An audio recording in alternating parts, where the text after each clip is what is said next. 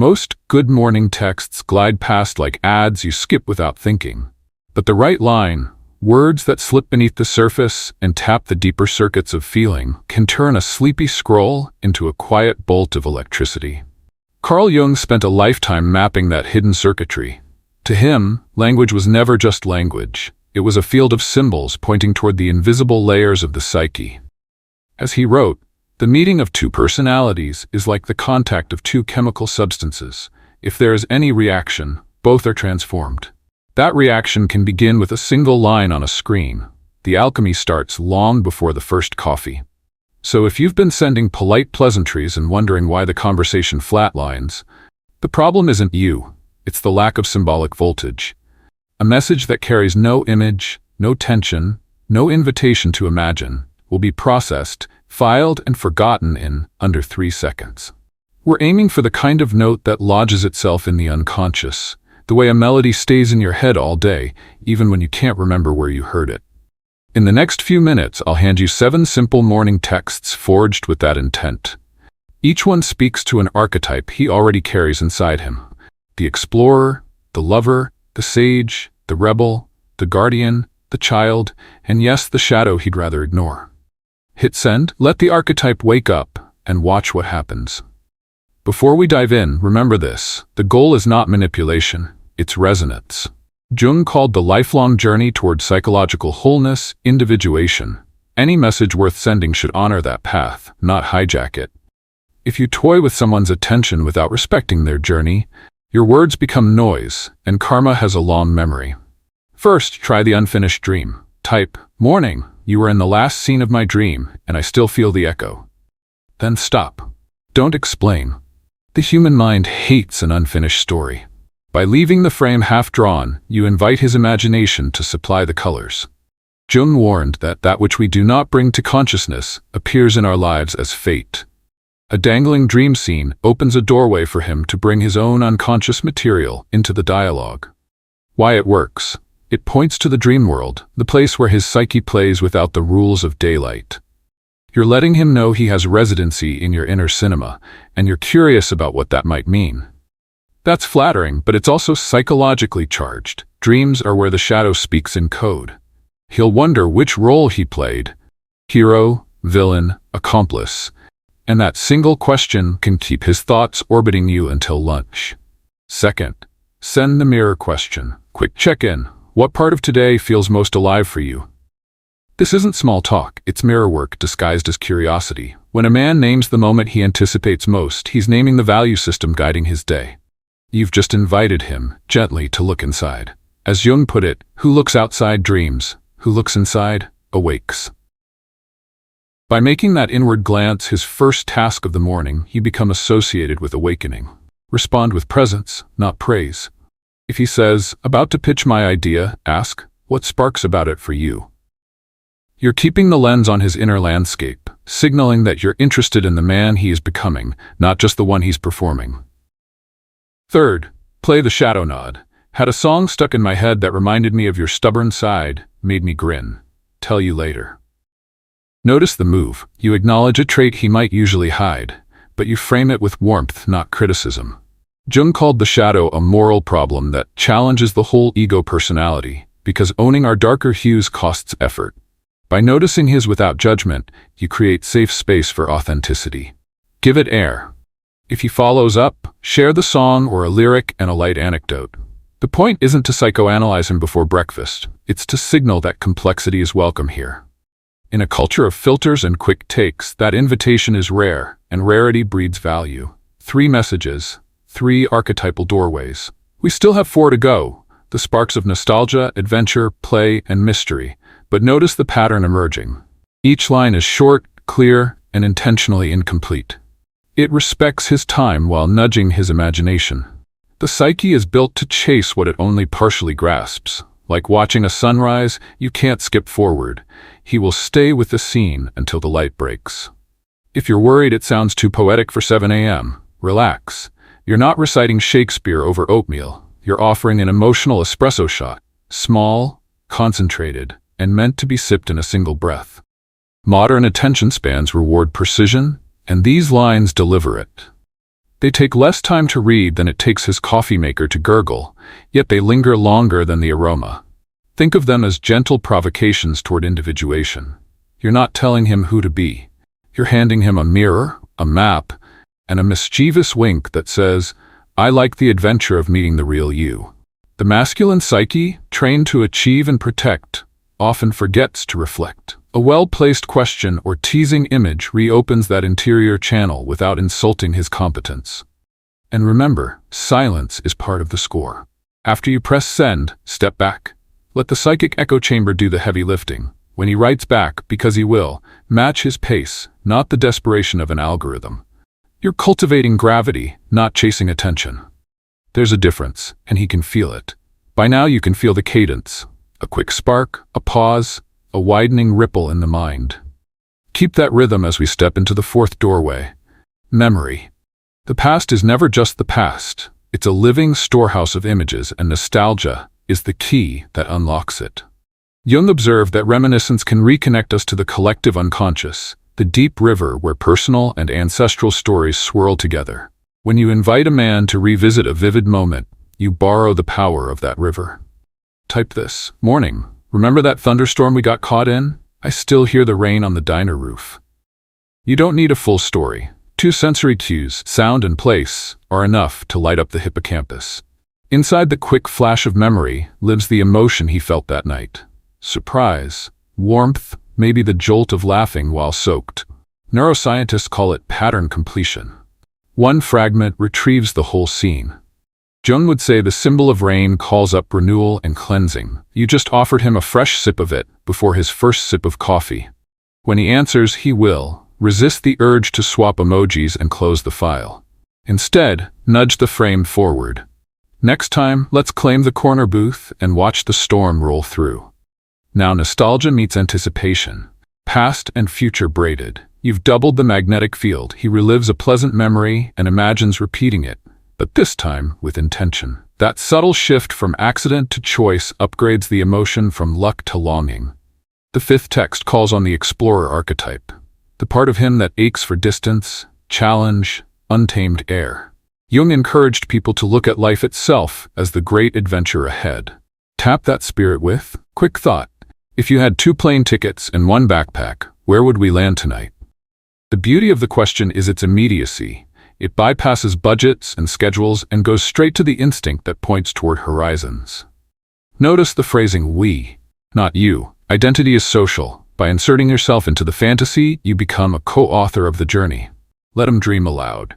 If he texts, "Tokyo hands down," don't evaluate flight prices. Ask, what part of Tokyo pulls you? The follow-up matters. You're not a travel agent. You're a fellow wanderer curious about his interior compass. As he names neon alleys or silent temples, he's also naming values: novelty, tradition, sensory thrill. You're mapping his inner terrain while appearing simply playful. Here's the secret physics. When someone envisions future movement with you, the brain releases a small dose of dopamine, the same neurotransmitter that fuels both goals and attraction.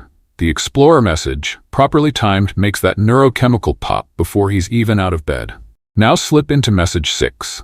The child of play. Adult life idolizes productivity, but Jung wrote that the dynamic principle of fantasy is play. And without this playing with fantasy, no creative work has ever yet come to birth. A morning line that evokes playfulness is a micro-vacation from spreadsheets and traffic. Try, "My inner 8-year-old just challenged you to a pancake flipping contest. Loser buys coffee." The wording is light, but it carries depth. You're legitimizing the spontaneous, non-utilitarian self he usually keeps under wraps. If he laughs it off, that's good. Laughter means the door is open. If he counters with chocolate chip or blueberry, you've sparked joint improvisation, the soil where intimacy grows. Keep the volleys short.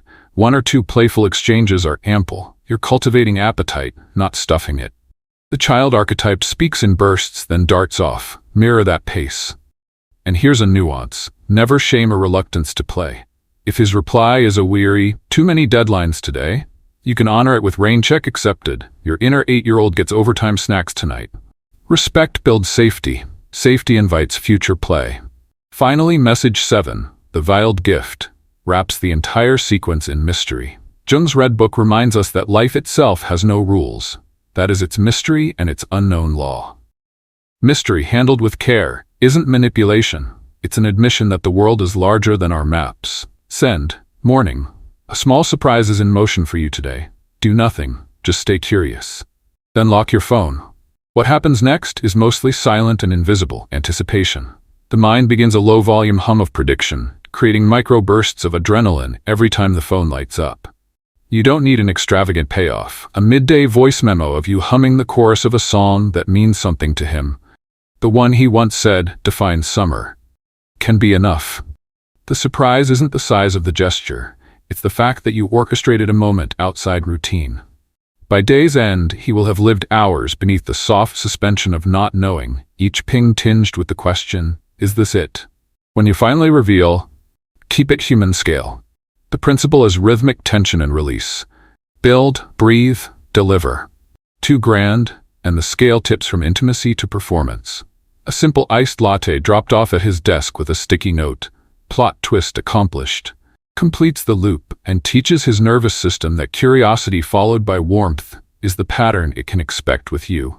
Over time, that becomes trust, and trust is the soil where individuation between two people can unfold side by side rather than collide. Pause here and look at what you've assembled across 7 mornings: dream, mirror, shadow, memory, adventure, play, and mystery. Each line is a tuning fork struck inside a different chamber of his psyche, yet none of them demands more than a few seconds to read. You've respected his bandwidth while inviting his depths. You've offered symbols, not scripts, questions, not instructions. Most of all, you've treated his inner world as a landscape worth exploring, not a target to conquer. Give the messages space. Send one every few days, never all in a row. Conversation, like music, relies on rests as much as notes. Jung compared genuine relationship to chemical reaction. Too much reagent at once can burn off the energy instead of bonding it. The slow cadence keeps the flame blue and steady. And remember, the texts are catalysts, not replacements for presence. When he asks to see you, go. Let the live gaze, the tone of voice, the silence between sentences carry the same integrity. Technology began the dialogue, but the self, the fullest, breathing core of who you are, must finish it offline. That alignment between symbol and substance is what ultimately cracks open real connection. Before we close this conversation and you pocket these 7 sparks, let's widen the lens for a moment. A message is never just about the reaction it triggers in him. It is equally a mirror for you. Each line you send reveals what you're willing to risk, how much mystery you can tolerate, how gently you treat another person's interior life. Jung reminded us that the privilege of a lifetime is to become who you truly are. A text that hums with genuine interest can come only from someone already walking her own road of individuation. So every time you choose a question instead of a command, an image instead of a demand, you rehearse the art of showing up curious rather than hungry. That posture reshapes you too.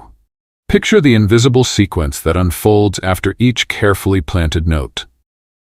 He reads. A feeling stirs, faint but distinct.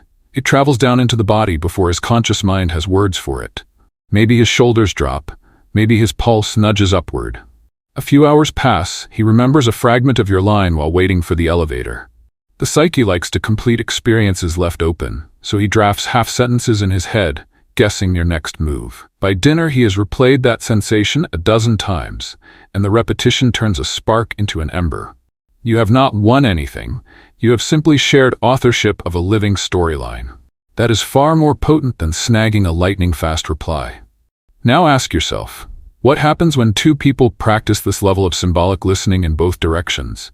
The conversation becomes a spiral, not a ping-pong match. One image summons another. One question telescopes into the next layer of truth. The tone shifts from flirtation to co-creation. Jung compared relationship to a third entity born between 2 selves, an alchemical vessel in which both partners are refined. Texting, in that sense, is lab work. By tending the little crucible on his lock screen with care, you honor that larger experiment. Of course, power abused curdles fast. Send these lines only when you mean them. If you mimic the cadence without the heart behind it, the words go flat, and flatness breeds mistrust. The masculine unconscious is especially alert to games. It has spent centuries learning to scan for traps. Authenticity rings at a frequency far deeper than charm. So before you tap out a line about the dream or the plane tickets or the mystery gift, breathe once. Ask, does this feel like something I'd love to receive? Does it serve both my unfolding and his? If the answer slips toward no, revise or hold. Consider, too, the seasonality of attention. Early conversations thrive on curiosity, but intimacy matures through steadiness. Once the dialogue blossoms into phone calls, shared dinners, silent walks, you'll notice the messages naturally soften. Let them. A brief caught a whiff of cedar, thought of that hike, can carry as much voltage months in as the dream tease did on day 3. Symbols shrink in size as trust grows because the channel between you widens. Grand gestures become unnecessary when the quiet space already hums. Yet never retire play completely. Jung emphasized the importance of continuing to honor the childlike soul even as the adult structure forms. Keep a thread of surprise alive, an unexpected haiku on a Monday, a voice memo of city sounds he loves, a snapshot of the moon during an insomnia spell. These small offerings remind both of you that the world is still wide, that wonder did not vanish when responsibility arrived. They keep the relationship porous, breathable, capable of evolving rather than calcifying. And what if he doesn't respond? Take the information without drama. Silence can mean many things: overload, shyness, timing, or simple disinterest. Your worth is not at stake. Retreat with grace, do your own interior work, and stay available to the next authentic meeting, whether it is with him later or someone new. Individuation is solitary before it is shared. You cannot skip the self-conversation just because another voice briefly echoed back. When he does respond, remember the principle of pacing, equal parts presence and space. Let minutes or hours stretch naturally. React too fast and you crowd the dance floor. Wait interminably and you snap the tension. The sweet spot is intuitive, discovered rather than calculated. Trust your gut over any rigid rule. Algorithms predict, instincts feel. Feeling is alive. One final note on language. Simplicity survives. Ornate phrasing may impress for a moment, but clarity plants roots. Short sentences that carry an image or a question tend to lodge deepest in the limbic brain. They leave room for him to finish the picture. They travel well across time zones, bad Wi-Fi, and busy mornings. Most of all, they echo the way people actually think when they sit alone with their coffee. Fragmentary, sensory, half-dreaming. Match that rhythm and your message slips in unnoticed until it blooms. So tomorrow, or whenever intuition nudges, draft one of the 7 lines. Let it be imperfect. Hit send and release attachment to outcome. Trust the psyche's subterranean wisdom. Whether or not affection grows between you two, you will have practiced speaking symbols instead of noise, curiosity instead of control. That practice strengthens your own inner dialogue, and a strong inner dialogue is magnetism in its purest form. Because in the end, a good morning text is not about securing someone's gaze. It is about awakening both gazes toward the subtle pulse of meaning that runs beneath routine. Carl Jung called that pulse the self. Larger than ego, wiser than strategy, always directing us toward wholeness. When your words aim at that depth, even a bluish glow from a phone screen before dawn can become a lantern on the path. And 2 travelers, lanterns in hand, can see a very long way together.